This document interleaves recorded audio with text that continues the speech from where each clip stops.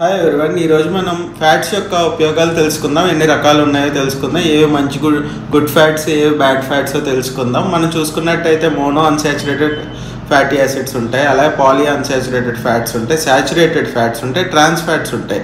వీటిల్లో mono unsaturated ఫ్యాట్స్ను poly unsaturated fats అన్నవి మనకి మంచి గుడ్ ఫ్యాట్స్ అనమాట. అలానే మిగతా ట్రాన్స్ ఫ్యాట్స్ అన్నవి చాలా మనం అవాయిడ్ చేయవలసినవి. ఈ mono unsaturated, poly unsaturated fats అన్నవి ఎక్కువగా నట్స్లోను, సీడ్స్లోనూ ఎక్కువగా ఉంటాయి. సన్ఫ్లవర్ సీడ్స్ అని, పంప్కిన్ సీడ్స్ అని, అలానే మనకి ఆల్మండ్స్ అని, వీటిల్లో ఎక్కువగా మనం చూస్తూ ఉంటాం అనమాట.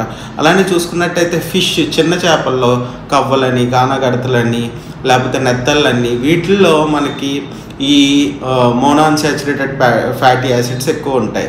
ఇవి ఉండడం వల్ల మనకి ఏంటంటే హార్మోన్ బిల్డప్లో కానీ, ఇమ్యూన్ సిస్టంలో కానీ, ఏదైనా నర్వ్ కండక్షన్లో కానీ, మొత్తం బాడీలో అన్నది ఈ ఫ్యాట్స్ అన్నవి చాలా మంచి ప్రాముఖ్యమైన పాత్రని పోషిస్తుంటాయి. కాబట్టి ఎక్స్ట్రా వర్జిన్ అవకాడో ఆయిల్ కానీ, ఎక్స్ట్రా వర్జిన్ కోకోనట్ ఆయిల్ కానీ, ఆలివ్ ఆయిల్ కానీ ఇటువంటివి వాడాలి. మనం అవాయిడ్ చేయవలసినవి ఏంటంటే ట్రాన్స్ ఫ్యాట్స్ అన్నవి ప్యాకేజ్డ్ ఫుడ్స్లోను, ప్యాకేజ్డ్ మనకి ఫ్రైడ్ ఫుడ్స్లోను, మళ్ళీ రీయూజ్డ్ ఆయిల్స్లోను, బయట దొరికే ఈ ఫాస్ట్ ఫుడ్స్లోను, వీటిల్లో ఉంటుంది. ఈ ట్రాన్స్ ఫ్యాట్స్ అన్నవి కంప్లీట్గా అవాయిడ్ చేయడం వల్ల కొలెస్ట్రాల్ వీటి నుంచి దూరంగా ఉంటాం అన్నమాట. Thank you.